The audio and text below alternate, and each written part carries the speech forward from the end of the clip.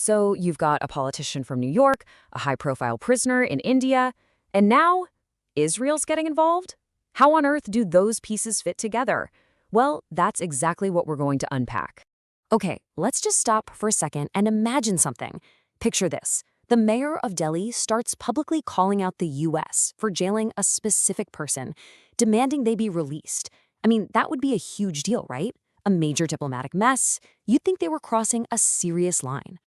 Well, believe it or not, something almost exactly like that just happened. Just flipped around.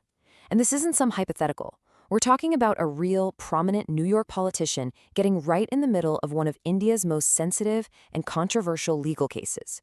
All right, so let's get into it. Who are the main characters in this whole drama, and what's the deal with this surprising letter? Let's take a closer look. So on one side of this, you have Zoran Mamdani. He's a rising progressive politician in New York. And on the other side, Umar Khalid. He's a well-known student activist in India, and he's currently in prison in connection with the 2020 Delhi riots. The whole thing blew up when Mamdani wrote this public letter supporting Khalid, which basically turned a domestic Indian legal issue into a full-blown international affair. Now, to really get what's going on, you have to look at how this story is being told in the United States, specifically by Mamdani and his allies. They're building a very specific and pretty powerful narrative. And this is the heart of their argument right here. The story they're pushing is that Umar Khalid is basically a political prisoner, just wasting away in a jail cell for years with no real due process to speak of.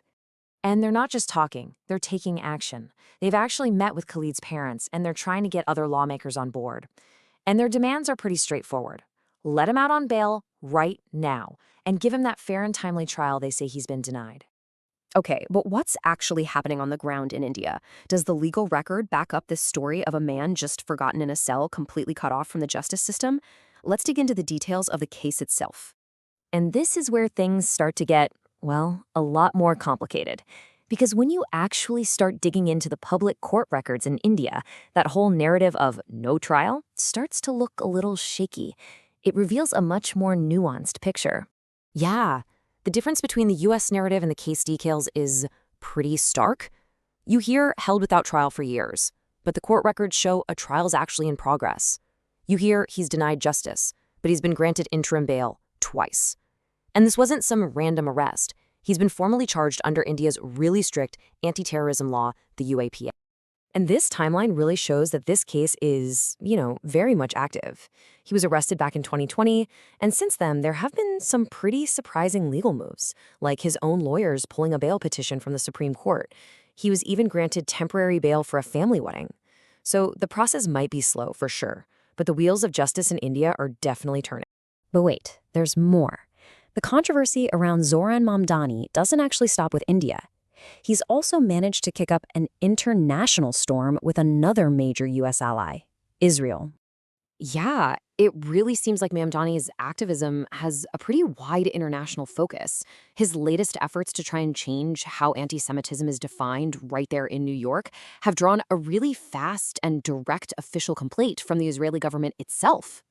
You can almost see it as a political chain reaction, right? First, Mamdani gets involved in Indian politics, which leads to accusations of interference. Then he pivots to this really controversial move about the definition of anti-Semitism in his home state, and that triggers an official accusation from Israel. It's a pretty clear pattern of a local politician taking on some seriously big foreign policy fights.